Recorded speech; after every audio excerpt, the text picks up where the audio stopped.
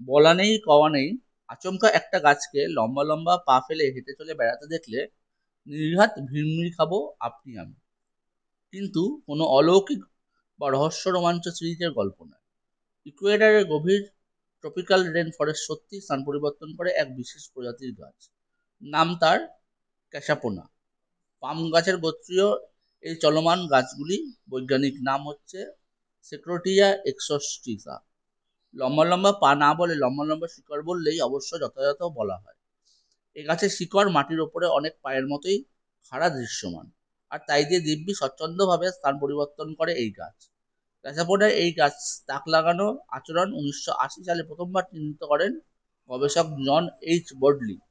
এই গাছের উচ্চতা হয় প্রায় 16 থেকে 20 মিটার এবং ব্যাস 12 থেকে 16 সেন্টিমিটার। কিভাবে স্থান পরিবর্তন করে এই গাছ, রহস্য ভেদ করেছেন স্লোভাকিয়ার রাষ্ট্রীয় গবেষণা প্রতিষ্ঠানের উদ্ভিদ বিজ্ঞানী পিটার স্ক্যানভি। তার মতে টিকে থাকার তাগিদে শিকড়ের সাহায্যে জায়গা পরিবর্তন করতে পারে তারা।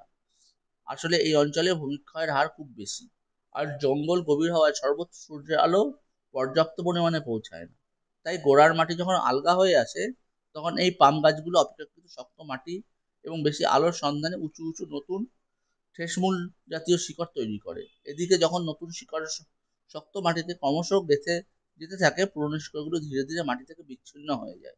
এভাবে গাছটি পুরনো অবস্থান থেকে খানিকটা সরে যায়।